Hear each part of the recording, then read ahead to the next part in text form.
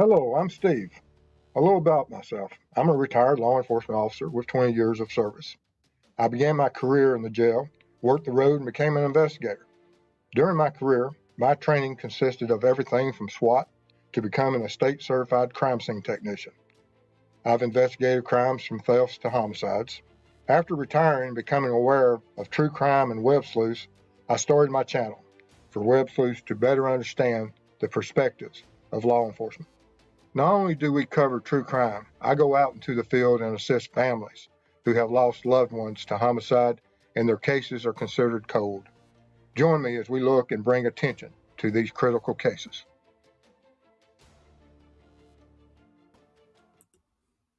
Hello, everyone. Glad y'all can join us tonight.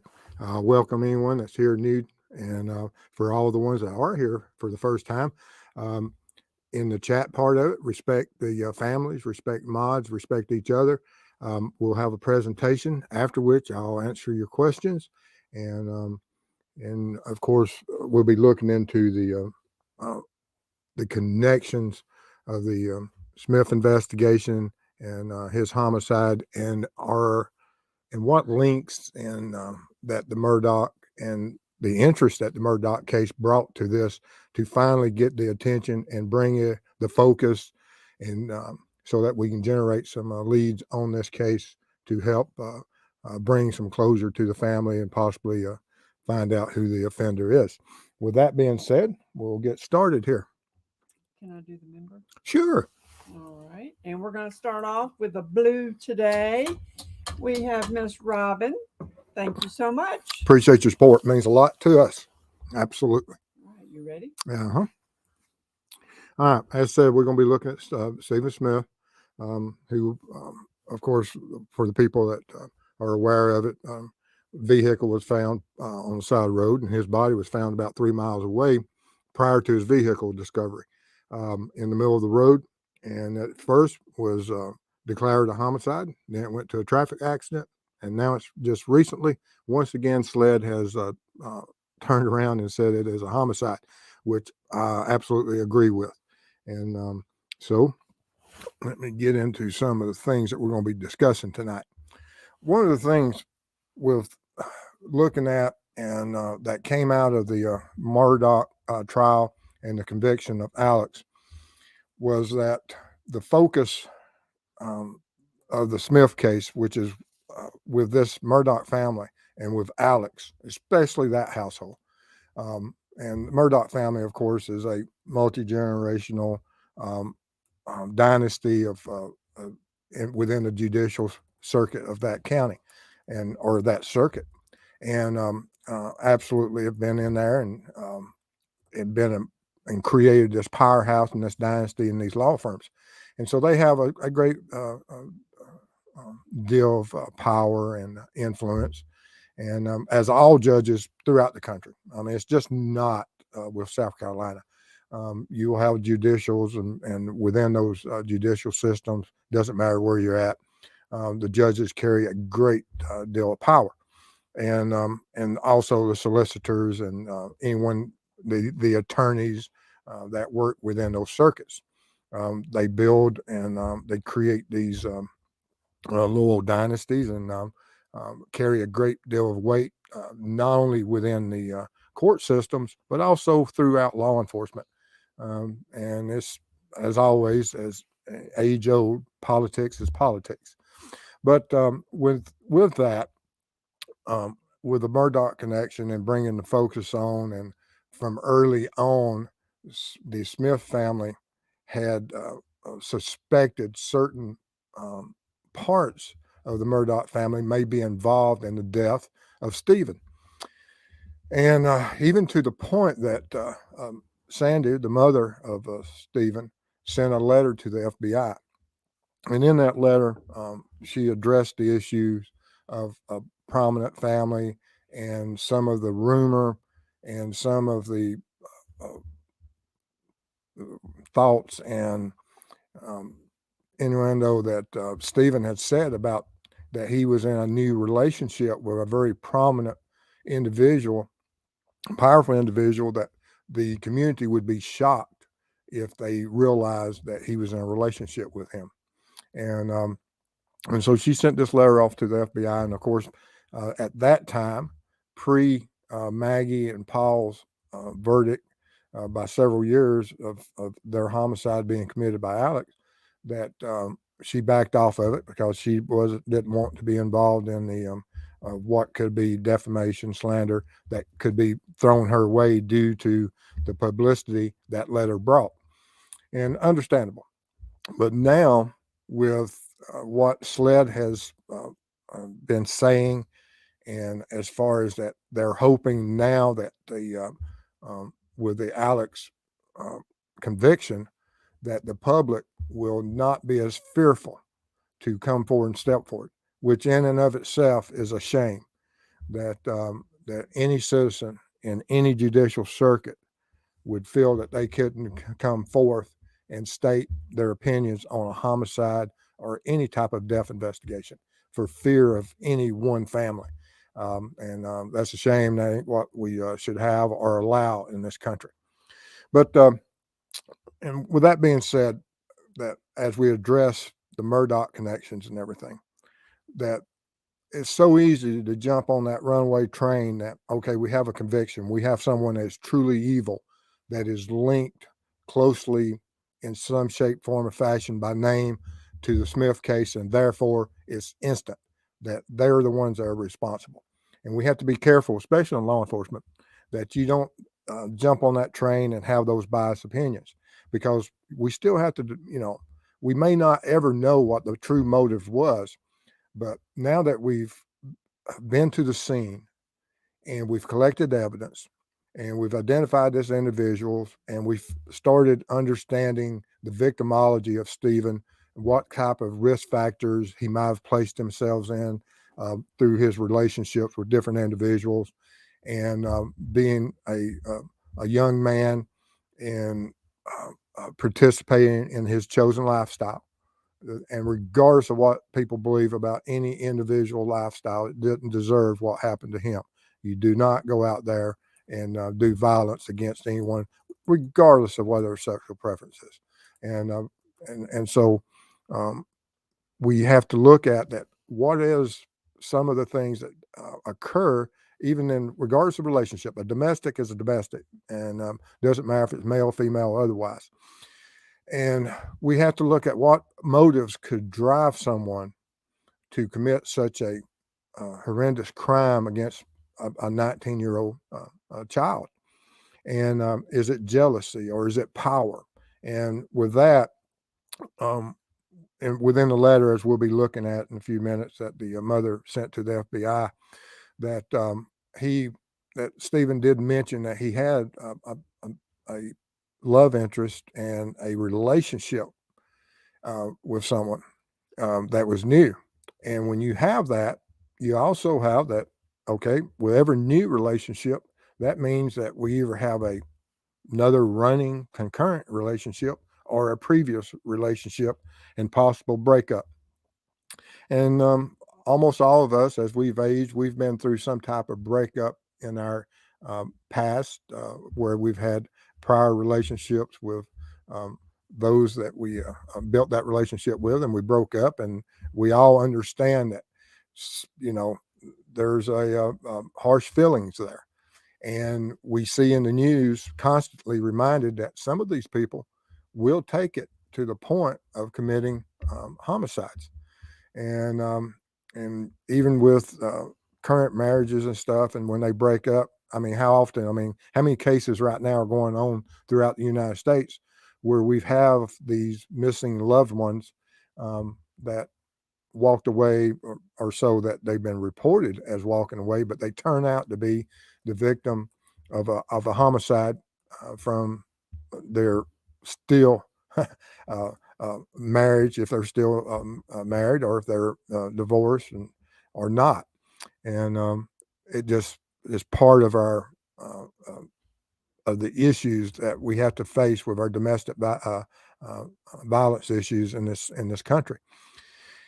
And then we have the other side of it, that if you have the one that's coming out of the jealousy part of it, then you have to look at on the power side of it. Who is this new individual with this relationship that the community would be shocked if they realized that this individual was in a relationship with another male. And does that bring on the part that was Stephen getting to the point that he wanted people to know? And was this individual uh, possibly fearful of that exposure? And with that exposure, does he lose his prominence in the community? Does he lose control or power? And that can be also a motive for a homicide. And we really don't know right now which side it is.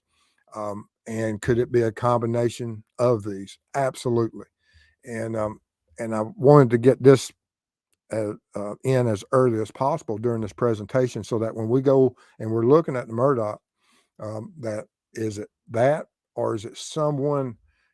Because it's not always the most obvious offender that you have put up there for whatever reasons. And public opinion right now, absolutely, if you did a poll of is it the Murdochs or not, was Alex involved in it some shape, form, or fashion, or Paul, or it it would absolutely, which one would it go with? Is it Buster? Is it Paul? Or is it Alex that was involved in this? And of course, Buster has a life to lead, and he's absolutely denied any involvement and has sent out his sentiment of how he hates that this has happened to the Smith family, and that he also is mourning the loss of his father, his father in prison, but of his mother and his brother, who were victims of this horrible crime that Alex committed. And so um, he has, Buster has lost everything. He has nothing other than extended family, his uncles and things that he can rely upon now. And he's going to, is he involved or not? Of course, he denies it, and we have to respect that now until evidence, and if evidence ever comes forward that says that he is involved. Until then, he's innocent until proven guilty, and people have to be very careful about that. Just like I said, it's easy to jump on that train, and but what if you as an individual get so focused on that, and you become biased and you overlook certain evidence? Because I've read reports and I've seen some information that makes me, go more towards another possibility as far as the jealousy part of relationships, and because Stephen had more than just one lover in his life, and of course he's 19 years old. We all go through those phases, and but anyway, this is part of the letter that Sandy sent to the FBI way back when, and she brought this part of it up for the fact of that Stephen has said that he was romantically involved with someone from a prominent family in the county who was hiding his sexuality. And Stephen has said that it would shock people to know this person was gay, and which is a powerful statement, especially if it was being made in those last weeks and days and months of his life, that this person was hiding his sexuality. And that can be a great motivation, that if something happens or occurs, or there's some type of argument, and that could have happened that night, that Stephen relayed information, well, I'm going to tell. And if you don't want to continue a relationship, not saying this happened. And even if it did happen, it doesn't give that individual the right to commit a homicide. But that the family, the Smith family, felt strongly that this may play a important part of his death, and I agree. It may absolutely does have a big play a large part of what happened. And then we have, whereas she also included in this letter that the first call her family received after the homicide was from authorities notifying them of of Stephen's death. And the second came very quickly the same morning, and that was from Randolph Murdoch, who is Alex's brother. And he called the ex-husband's cell phone, and as they was there at the police station, and he said he had heard of the case and was interested in working pro bono as a liaison between the family and investigators. And Stephen's father accepted that offer. And they evidently were quite shocked and was unsure why he wanted to help. And how did he find out so quickly? And of course, within these dynasties, you'll have law enforcement may or may not contact solicitors. Solicitors may or may not call other family members or friends, attorneys, and the family, or not the family, but the community chat boards, or everybody that has those rumor mills and able to talk and spread information, they do so. And within those little communities of spreading that information, this family, of course, has people that's in tight with law enforcement and solicitor's office, and also attorneys. And so did they reach out to the family? And there's several reasons that you can have someone that would reach out to the family. Was it someone that actually knew Stephen, or say that they recognized and saw, or even Paul or Buster called Randy and said, "Hey, I had a friend. I don't know." Randy at some point will probably address this issue, or he may have already addressed it and law enforcement has wrote it off. Don't know. But at some point he stopped. Now, as far as Alex being a part of this, that he may have went, and because Alex absolutely has a history of not only chasing ambulances, and he has a history, as we now found out, that he also robs those ambulances of that those people that are injured and deserve their day in court, and had findings in their favor and had monies awarded to them, that Alex absolutely took advantage of those situations and stole the money also. And so that also could be one of the reasons that Alex could have been the driving force behind these contacts. And not saying that he's not involved, but that may be one of the links that drove it for him to get that information, because he sees it as another payout. And law enforcement has to look at this, and from that standpoint. Like I said, it's easy to go say that, well, he's evil and he's already committed 2 homicides. Why couldn't he commit a third? And that's true. Why couldn't he? And he could. But we have to have the evidence that supports that. Then, of course, that Stephanie, who's Stephen's sister, was approached, and that those suspicions reached new heights, because of that her brother Chris was approached and said that he had been told of that and was a witness, which is extremely something that carries a lot of weight, that you have anyone that ever walks up to a family member and says, "Hey, I witnessed the death of your brother." That, of course, that instantly goes to law enforcement, and law enforcement should react and start bringing people in for interviews. And did they?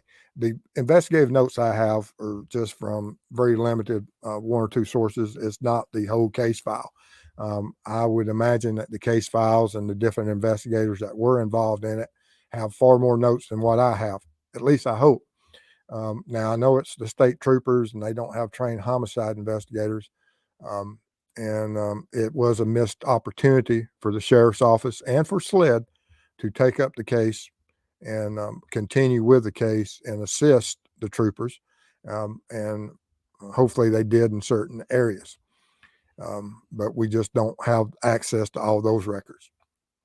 And that, of course, they said that they were smashing mailboxes. And when we get to the smashing mailboxes, Is this some information that law enforcement was looking at early on for the fact that were one of the, or the investigator, when he went and spoke to the pathologist, he said, could a baseball bat have committed this type of injury or inflicted this type of injury? And of course, the pathologist said, well, do you have one? And he said, no. And then we have the paint chips, and we have to look at the paint chips. What kind of paint chips were they? And how could they possibly be transferred to him? And we have to look at that, those paint chips, what type of paint it was. Is it something that was sprayed onto a mailbox? Was there a blue mailbox somewhere that got crushed at some point in the history of Hampton County with a baseball bat? And then it was used as a weapon to inflict these injuries upon Stephen. And or it doesn't have to be a mailbox. It could be, as the lab report says, some types of signage or some type of equipment that, or even a vehicle. There was a certain model vehicle, I think it was Toyota, that carried that paint, that could have come in contact with a baseball bat. And so we have to weigh that out. And we have, a speculation of, but that could be a secondary transfer of those blue paint chips. It doesn't have to be that the signpost hit him or the mailbox hit him or a vehicle hit him. It could be a secondary transfer from some type of weapon, pipe, and that will cause those injuries. And of course, in her letters, they said this information was given to investigators, but nothing has come of it.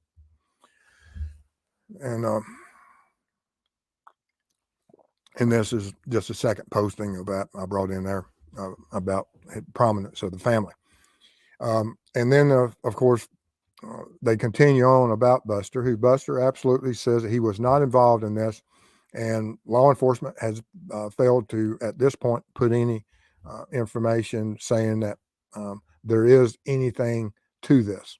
This all comes from Mrs. Smith's original letter to the FBI.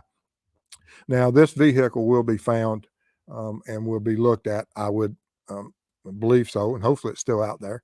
And they'll check it and look at it. And if there is any type of evidence supporting what was reported to Chris, law enforcement will proceed and chase that path and all the way to the end and see if they can prove anything of what that unknown individual told Chris.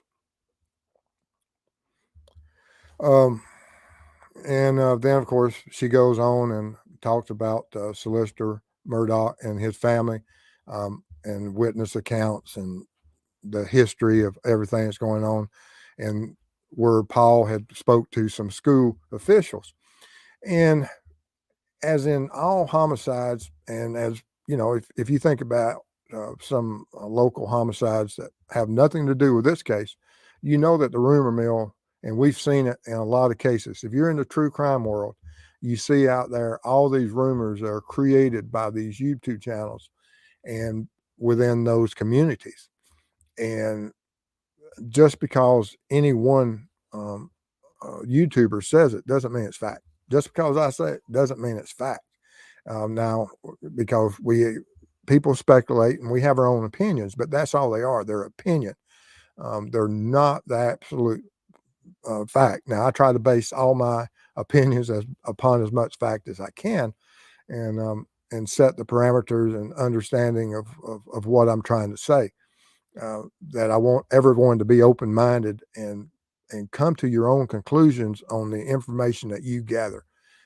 Because there's some people out there and they constantly send me information, and it's absolutely amazing. And I thank them for that because I get information every day.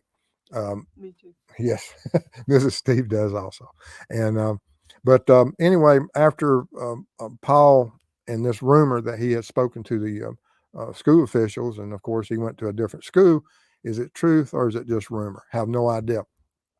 Then we get to some of the investigators' notes, which when you get to investigators' notes, this is things that was tipped into them, and they followed up, um, and that someone named Brandon asked if Stephen and Buster ever had any type of relationship, and that's not enough.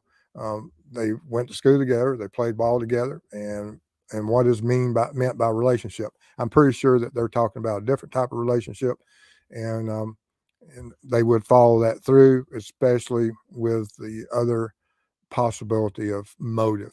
Is that something that would be motive enough or not? And of course, um, Buster denies any relationship. And we have another where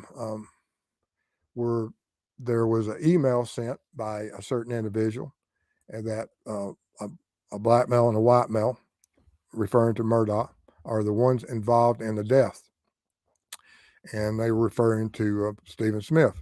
So you see all the times that the Murdoch name is brought up, and even in this one, where another name and another scenario and possible um, um, individual responsible that's not a Murdoch uh, uh, or related to the Murdoch, but another potential offender is identified.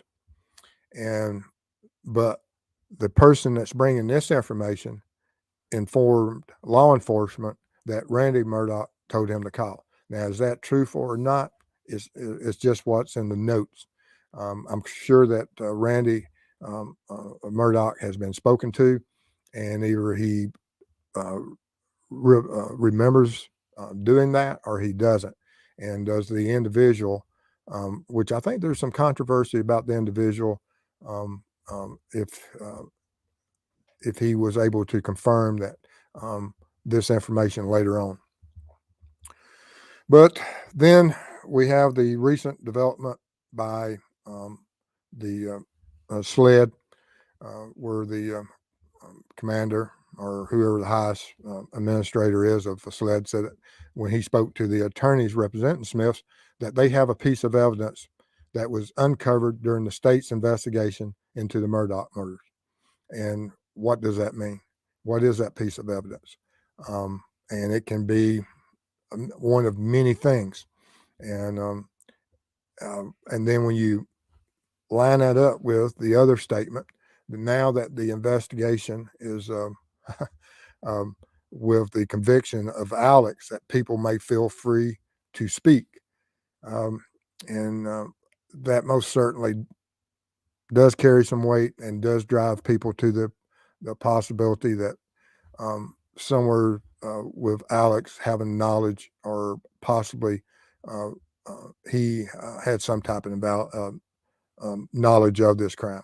What that could be, I have no idea. But it's into the Murdoch homicides where this piece of evidence was found.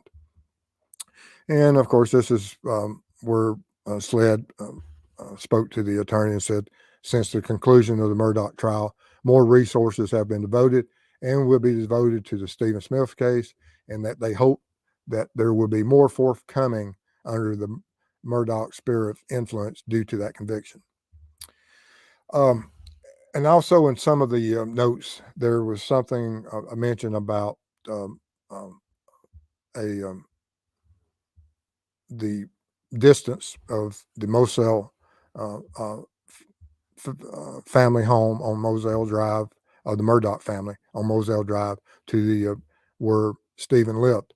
And so I went, and it's 17 minutes, 12.3 miles between these two residences. And it's about 7 miles between where the car was and this residence.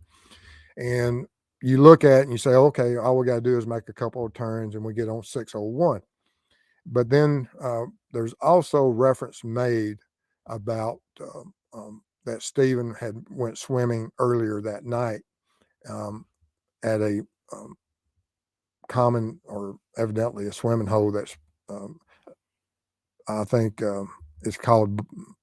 This is where the vehicle is, but it's called the Bobcat boat ramp, which is, as you can see, is 35 minutes away, and it's in between where Stephen went to school and about halfway, just a little bit over halfway from Stephen's residence to where he went to school up in Orangeburg, but and on the same road that he would travel going to that school, about halfway home, just above of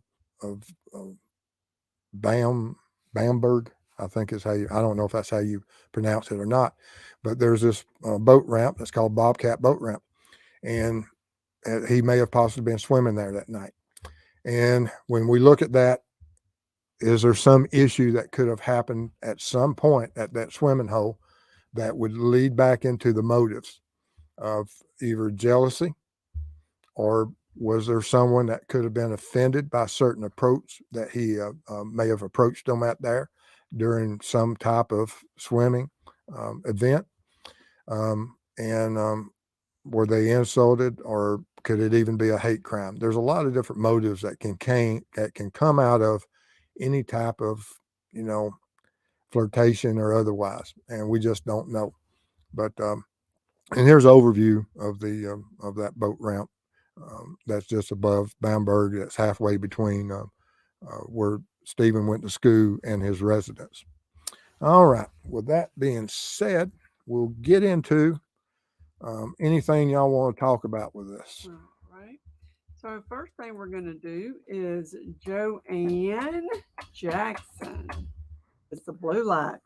I tried to send a bit of money on these. Thank you. I That's appreciate so it. It is. So we appreciate that. Absolutely do. Let's see here. I got another. I just don't know where it is. Okay.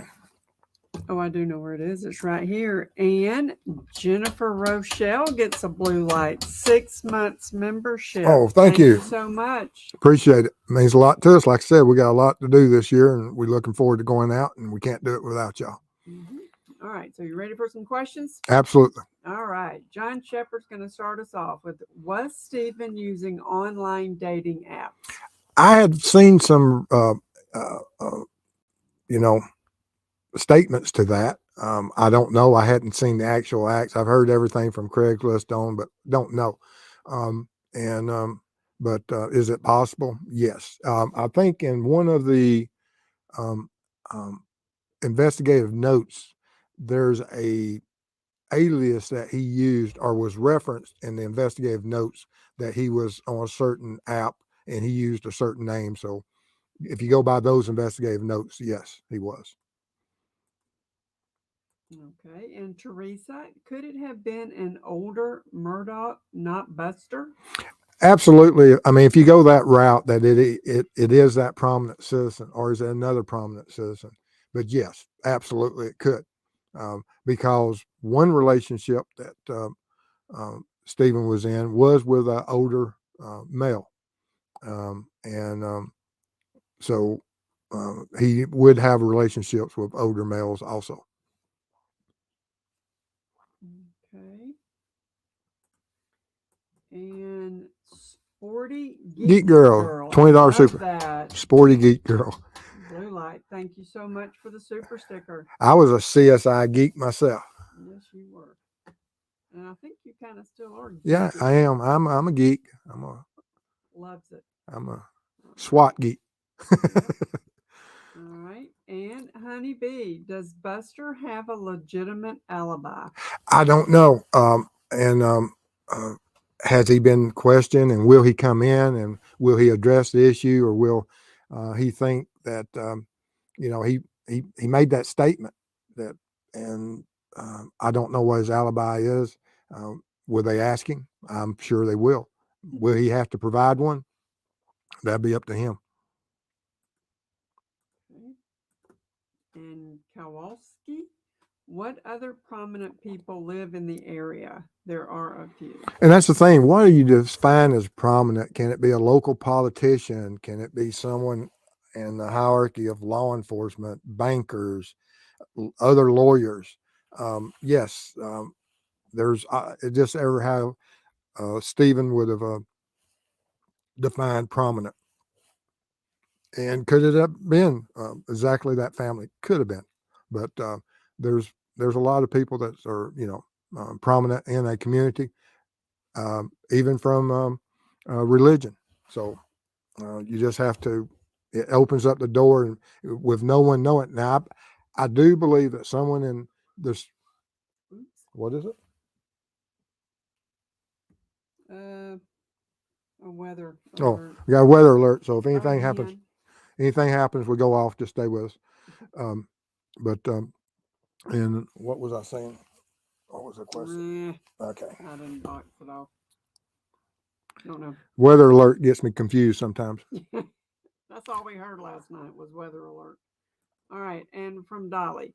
Question: do you think it could have been Alex, not Buster? Most certainly could. I mean, we have someone that has an addiction, and he is older, and it wasn't like I said. Um, Stephen had other relationships with older males, or so the older male says, and I believe the family knows that other individual also. Okay. And from Anne, this was about 7 years ago. How old was Solicitor Randolph Murdaugh? Was he still solicitor, or did folks just call him that even after retirement? Well, now I think we have the attorney Randy, who is the solicitor's son. I believe so. We have two Randys. Uh, in the letter, they didn't clear or clarify which one solicitor, but was it the solicitor or was it the his son? I don't know which one.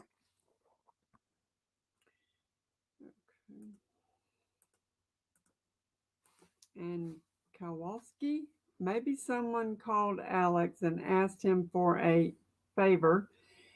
He had the connections and could help bury anything under piles of red tape. I'm thinking he was a third party. Absolutely, could be something along those lines. That's as good as right now. We don't have anything to counter that, and anything's possible out there. Um, but like I said, we have to not just get focused on them, but that prominent work, because I do.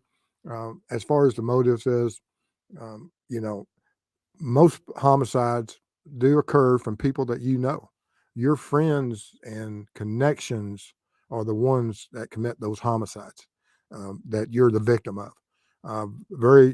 It's not impossible to be a stranger, but more likely or not, you're going to be, especially if you look at the rural aspects of this community, that it's not someone just traveling down an interstate system, that it's someone from this community that was involved in it. And so if it's someone from this and you take out these serial offenders and you don't have a high crime area such as this, then and how much staging is involved with not only where Stephen was found, but where his vehicle was found.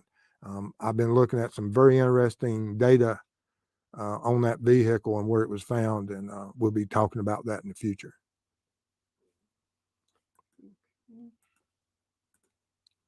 And Anne, I think the Murdaughs did their ambulance chasing by monitoring the police radios. Does that sound feasible, Mr. Steve? Exactly, and like I said, the ambulance chasing, and Alex took it to the ambulance robberies. I mean, not only did he find victims and be a part of that, how much money did he, millions of dollars that he accumulated from working for this things, from this scenarios of working people's um, deaths and collecting and robbing the families of their rightful um, adjudications. All right, we're taking a break for me. Okay. This will do nicely at TCW. Mrs. Steve, how is your wrist doing? And where's the camera? It's getting there, slowly but surely. Thank you so much for asking. All right, and Honeybee, how old was Buster when he was smashing mailboxes? Sounds sort of violent. Well, if he graduated and was a classmate of him, he's either same age. One of the boys was the same age, I think, as Stephen. And so, how many mailboxes have I seen smashed? We used to, sometimes for whatever reason throughout high school, these high schoolers find the use of a baseball bat in a mailbox, and they go on these rampages. And generally, it's very localized, and that's how come I'm very familiar with not only the second transfer of paint chips and things, because you'll find these ball bats, and they'll have every color of the rainbow on that ball bat that's in the back seat from 20 or 30 mailboxes that they just crushed with it up the road or the pipe, because that paint gets transferred to that type of whatever they choose to destroy mailboxes with. And so, not saying that this is where the paint came from that was on Stephen, but it is a possibility.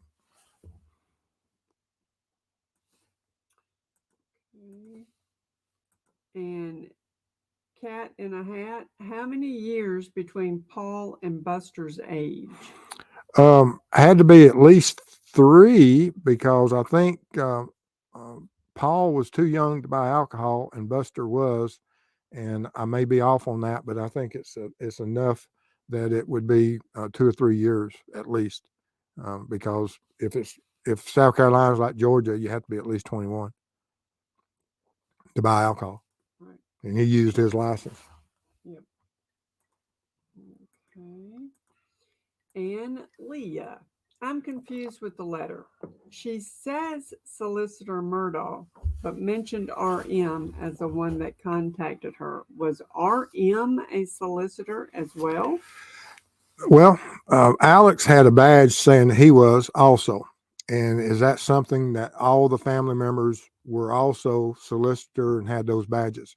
Randy's, as the attorney brother, I don't know, but Alex had his badge, and so would the solicitor Murdoch also have all his family with those badges as deputies? I don't know.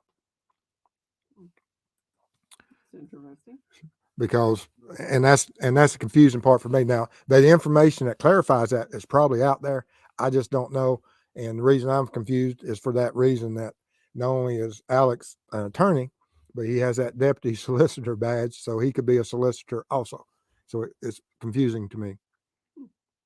All right. And catatonics, how many times can someone's name be mentioned before they are investigated? Well, it depends on the context and the law enforcement gets a tremendous amount of tips called in with individuals, and you have to have someone to process those tips. And it could be that the only tip you get, just like we saw with Delphi, the greatest tip that we got was from Richard Allen on day 1 or day 2, whenever he stepped forward to that officer and said, "Hey, I was there that day. I was on that bridge." And was there other people that tipped him in? Don't know. But a lot of the focus was shifted to Ron Logan, who 15 people or multiple people tipped him in and said, "That's Ron Logan." And that's the importance we have to look at on tips. It's not always the number of tips that come in on an individual, but it's the quality of that tip. And so all of them have to be investigated, even if it's just one time. You have to look at them.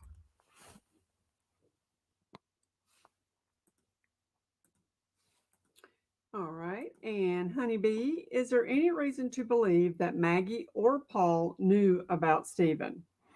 Well, in the rumor mill, the school says that Paul mentioned something about the knowledge of, but that's like I say, I don't have anything supporting that other than what uh, Sandy in her letter sent, that it had been in her eyes.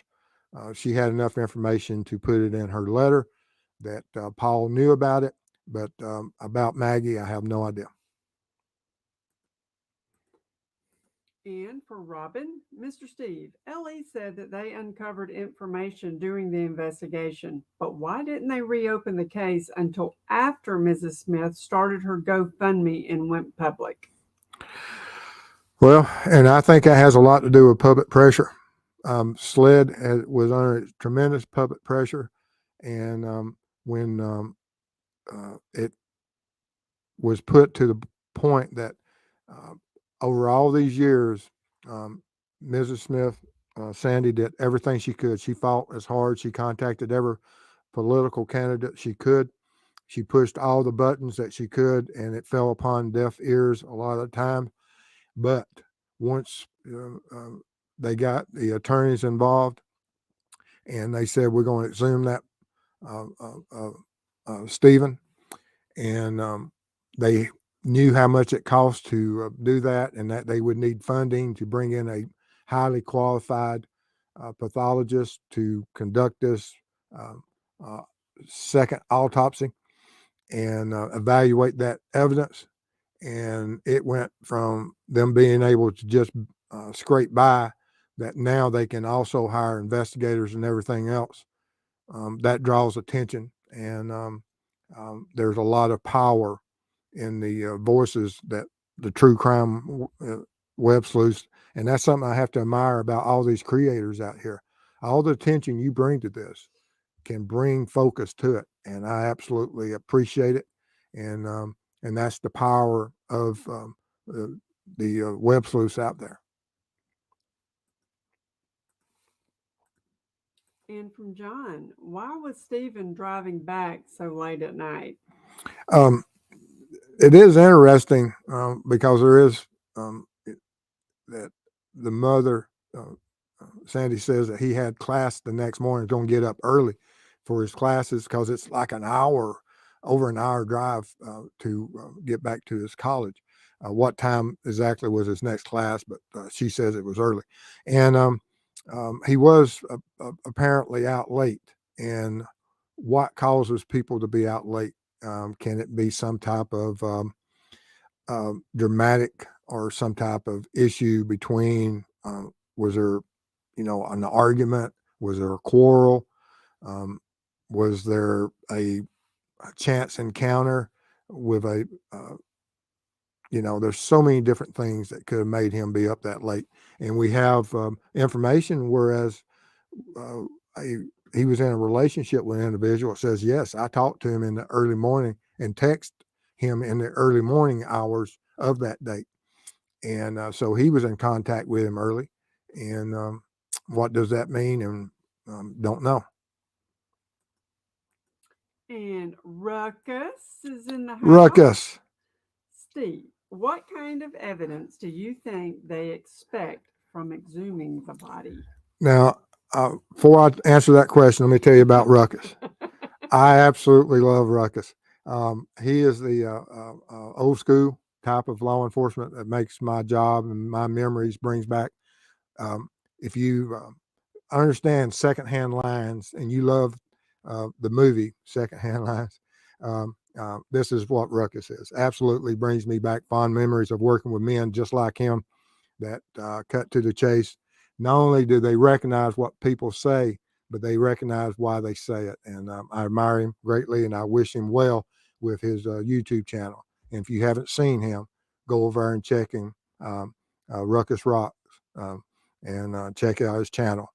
But from exhuming the body, I think they're going to be going in and checking to make sure that there's not other types of evidence supporting any type of injury, such as the broken leg bones, lower extremities, hips, ribs, and seeing if there's anything like that, and possibly identifying some other of the head injuries, and trying to identify what type of weapon that will cause that type of injury.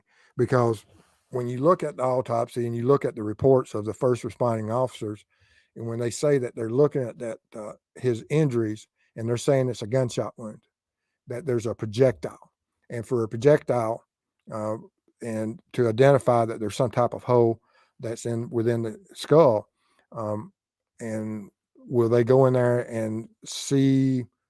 There's a lot of things that can carry certain characteristics that can create damage that may look like a gunshot. It may have the diameter of a 22. It could have the diameter of a 25, a 38, a 45, all the calibers. But is that a nail, or is it a bolt, or what is it of what type of weapon that caused that injury that fooled those first responding officers. So they're going to look at that skull and look at that injury, and they're going to do and see if there's any transfer of any type of metallic materials that might still be there. I know that they said that there's no projectile within the skull, and there, of course, like I said, we know generally with any type of projectile from a gun, there's generally, you have other materials, the bullet breaks apart and everything, and you'll see that almost like comet trail of all those particles. And of course, I don't think that a lot of autopsies, the brain is not included in the part of the internment because it takes for that brain to be processed and handled, it has a certain time frame of being outside the body for that to occur. So a lot of homicides, the brain won't be included with the internment. Don't know if that's the case with this, but if it is, they will. And if not, where is that brain? But I think mostly they're going to be checking for other injuries to ensure that, nope, he didn't have anything related to a traffic accident, and what would have possibly caused that entry or something that was misidentified as a projectile entry point. And this is hysterical. And this is from Jennifer Rochelle. Mrs. Steve, I told Steve the web was the only negative on this channel. I hate spiders. I was told it's your fault the web is here, from Mr. Steve. And it is. Yeah. Because he hates spiders so much. Yeah. Just let him look at that. Oh, yeah. Web You're hear how she ribs me. Oh, a full grown man and a spider. That's it. Yeah. A itty bitty spider. Can't hear them. All right. And from Teresa. Thank you. A member. Thank you so much. Appreciate your support. And Gabrielle. $5. Thank you. Super sticker. Appreciate it, Gabriel. I'm having a hard time with this here, Hickey, tonight. Mm-hmm. All right. And Sporty Geek Girl. Thank you. Appreciate it. All right. And let me get rid of that one. And catatonics. What evidence do you think they might have found at the Murdaugh's house? I'm hoping a ball pat with blue paint. I don't know. I'm just speculating. I have no idea, but it could be, or it could be something other. Like what might, because I've sat and I've looked through my tool chest. I've looked through my kitchen. I've looked through everything I can and trying to think of what could have caused that injury to his head that could be misidentified as a entry for a projectile. Was it a nail on a board? Could have been. Was it a bolt protruding out of some type of metal, a pipe or railing? Possible. I don't, if I had pictures of the injury or had the any of that, then it'd be a lot easier, especially with some measurements in there. I just don't know what that entry wound looked like, and that fooled some of these officers. Didn't fool the sled people because they said they didn't think it was a gunshot entry, and so, and what was the difference of that, and why didn't they believe that? Because there's a lot of things that you can be struck with on your skull or on any bone that can cause some type of penetrating injury. And what was it? Don't know. But hopefully they found something there that will bring closure to this case. All right. And Victoria, is the car still in existence? I don't know. I've been researching that car.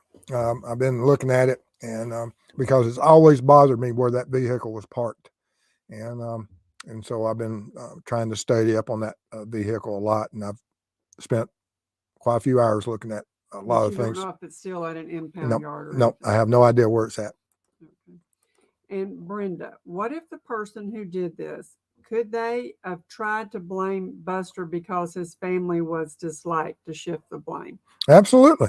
I mean, you've got you've got a scapegoat now, absolutely identified that everybody hates the family, and could the person that's involved in this be doing that? Absolutely, or playing a part in it.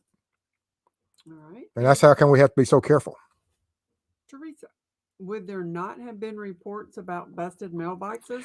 And that's the thing is that it's not always that it has to happen on this road at this time. These some of these people, when they damage mailboxes, and I've called them a lot of times, and they may only do it once a year, and then you find that they're responsible for not the 5 or 10 that happened this week, but they were responsible for training the individuals that did it this week, and they did 50 or 100 last month. So I don't know, but I'm just saying that that's a possibility of the mailbox, road sign, whatever type of paint flakes it is, because law enforcement brought up to the pathologist baseball bat. And why did they do that? And I found that interesting.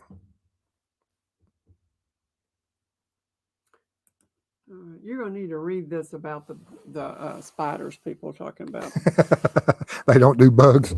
Oh no, you got some in the UK. They're so big you can't even put a pint glass jar over. I would be no longer in the UK. Yep. There you go. And Davey, thank you. Thank you. So Appreciate much. it. That is Means awesome. a lot. We appreciate it. We'll be using that very shortly. Thank you, sir. All right. And Sporty Geek Girl, how much of his body would be intact and not reorganized after an autopsy, or is it just to investigate the skeletal structure? Opening up a body is extremely gory. By the time they do the Y incision and break the rib cage and go in and check all the internals and collect those specimens, and then of course if they go into the cranial vault, as there's certain cuts they do, and then they cut the skull cap off. There's nothing pleasant about all of that, but there's a lot of autopsies that are done, and then you can have open casket funerals, and so they're done where that it's hard to recognize if it's done properly, and it's just part of it. But yeah, you would get everything back together and if you saw them totally nude, you'd see it. But if once they're dressed up, you don't see that. What happens to a human during an autopsy? Okay, moving on. Teresa, why did they not continue to investigate the death? Isn't hit and run still a crime? Leads me to think they swept it under the rug because they didn't think it was a hit and run. Well, the troopers didn't think it was hit and run.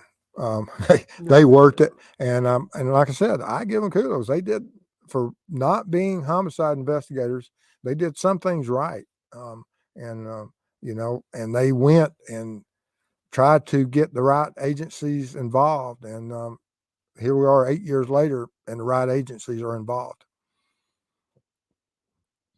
Yeah, I don't understand it. Okay, and good discourse. I'm sorry I'm late. I hope you haven't covered this already, but I was wondering if the injuries are consistent with falling off the back of a pickup truck. Maybe a lift gone wrong? Well, if he fell off the back of a pickup truck, anything is possible. Did he hit his head or something like that? But I don't know. From the different parts of injuries all around his head, and it's not just, you would think if you fell off the back of the truck, you'd have one impact point, and you wouldn't have multiple fractures around the head, which is the case with this, I believe, from the way I've read the autopsy.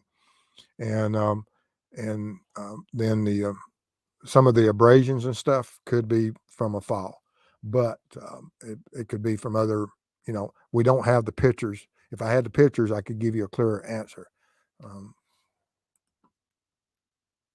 You done? Mm-hmm. And Gabriel, who was the last person that he called?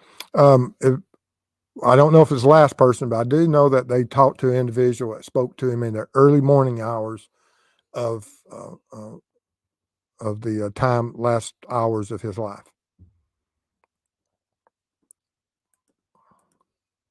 And Grace, would a bat do that kind of damage to his head? And that's the thing is, when they talk about that penetrating wound that some of the people were confused by looking like a gunshot. No, I wouldn't think a bat would do that. But I would just, like I said, I'd have to see that injury to be able to tell you what tricked some of them and didn't trick others. And Mr. Steve, what is the timeline that we know? What time did Stephen ditch his car and start walking, and what time was his body found? Well, and that's something else. Did Stephen ditch his car and start walking, or was that part of the staging? And we have to look at that. Do we have more than one crime scene? Do we have some place that Stephen met with someone at another location, and then this horrible crime was committed, and so they go, and now we have multiple, not just one offender, because it takes more than one to be able to get the keys, unless someone has multiple keys to this vehicle, because otherwise, from looking inside the vehicle, it doesn't appear.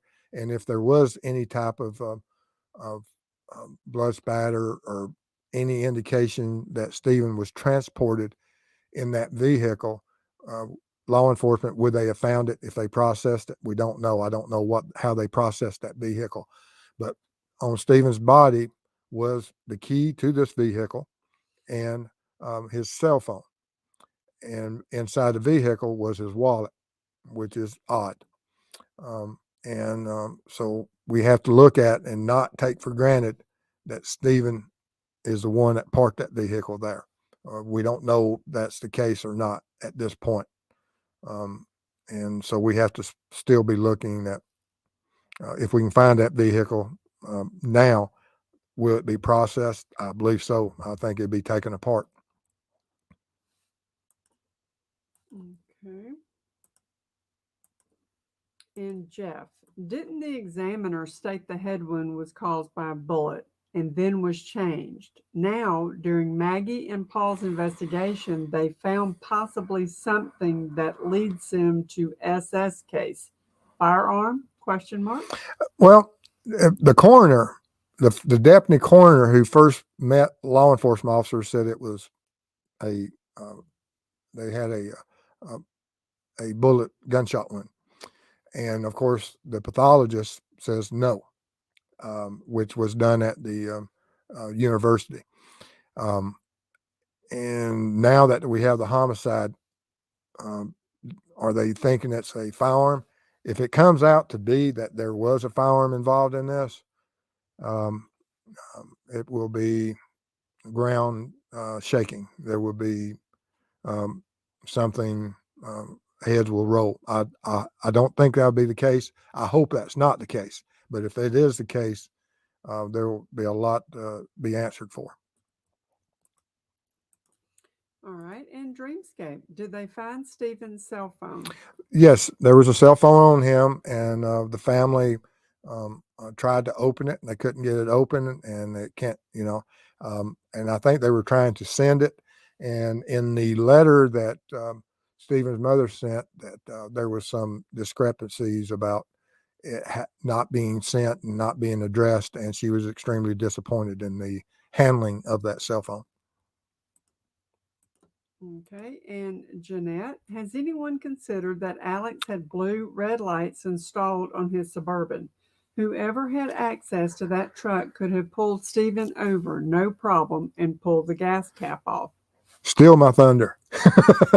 I have looked at that. That was one of the things I was looking at, because where he was pulled over, or where the vehicle, not pulled over, but where the vehicle was parked, is a strange, how far he pulled over, and why did he pull over that far, and or was that vehicle put there at a later time. But yes, that is one of the things I was looking at, because that did come up in trial, that Alex does have that capability. Oh, it's on. All right. And Teresa, thank you very much. Glad to catch almost an entire live. Thank you both for your hard work. Thank you for being here, and thank you for your support. And Dreamscape, did they find blood or a trail of blood near him? Sorry for the basic questions. I don't know this case well. Up until about 4 days, I was in your shoes. Oh no, it's probably been Yeah, it's been a little over a week now. I've been looking at this, and so I understand. And that was also addressed in the letter, FBI, that there was no blood spatter noted by any of the law enforcement officers at the time that Stephen's body was recovered in the middle of the road. And of course, they, and we don't see in any of the reports of anyone talking about blood trails or blood spatter, high velocity, low velocity, medium velocity, or 90 degree blood droplets, or any of that. And we don't see it on his clothing, which means that if his injury occurred and it was so violent, because normally when you suffer a head injury, if you stay on your feet long, you're going to have of course, blood falling, the passive blood flow of gravity going down your shirt. And if it's a 7.5-inch wound, every heartbeat, there's going to be a tremendous amount of blood flow. And so it would go all the way down to your clothing, past your shirt, to your shorts, down your legs, that if you stayed upright. Now, that's different if you lean forward, but you would still expect a large amount of transfer onto some of his shirt. I don't know if that's occurred or not. It's a black shirt, but there's no noting of it currently. But you would also start seeing, if he's leaned over forward and he's upright, you'll start seeing those 90 degree droplets. And if he's moving, running, staggering, or trying to get away from an attacker, you'll see those same blood droplets, not so at 90 degrees, but they'll have the velocity of the movement, and you'll be able to tell from his movement how fast he was going, and in what direction he was moving, from the characteristics of blood droplets, or when someone's fleeing. But if that first injury, wherever it occurred at, was so violent that it instantly knocked him off his feet, then of course you won't have where gravity would be able to take it into his shirt. Or the injury could have occurred while he's either on his back, face down, or otherwise, and struck. So there's several different reasons that there may not be blood flow onto his shirt. Good question. And JDR, could the head injury be caused by a crowbar? That's what I'm saying. There's a lot of different types of little old crowbars out there, and some of them are, the smaller ones, them little old pry bars for moving molding and things, that are kind of circular. And I just don't know. Even those would be extremely large caliber, at least a 45 or above. But it is possible. All right. And from John, why was Stephen's body found so far from his vehicle? That is a great point. And why was it? Makes no sense. Why was that vehicle left there? And why was he that far away from it? All right, let's see here. John. All right. And Susan, did the police keep clothing and other evidence? Well, we know they have the gunshot. They have the sexual assault kit. They have some other evidence, the paint chips and stuff of that, and at some point they had his clothing. And there's rumor out there that they gave that back to the family. Don't know. But if that is the case, hopefully they still preserved it. No kidding. All right. So that's all I had tagged. Okay. All right. It is 9:10. Okay. Well, guys, I appreciate everybody being here. I'm about to go over to Kristen behind the crime door, and she's having a show tonight. She's invited me to come over there, and I'm going to be talking. And if any of y'all wish to go over there and proceed with what we covered tonight and ask me any questions about this case, absolutely come on. If you haven't seen Kristen's channel, absolutely adore her, and y'all come over there. And but if not, I appreciate everybody that's been here tonight. If you like this video, give me a thumbs up, subscribe, share it with others, and I appreciate it. And I'm going to be looking at the some of the vehicle information in one of the future shows. And then tomorrow night, I have our members only, and it'll be around 7 o'clock. And then tomorrow night, I'll also be doing the morning watch, which will be Monday morning at 12:05. And so I look forward to seeing y'all then. All right. What is Kristen's channel? Behind the crime door. Kristen, behind the crime door. All right. Appreciate it, guys. Love y'all. Thank you, mods. Bye-bye.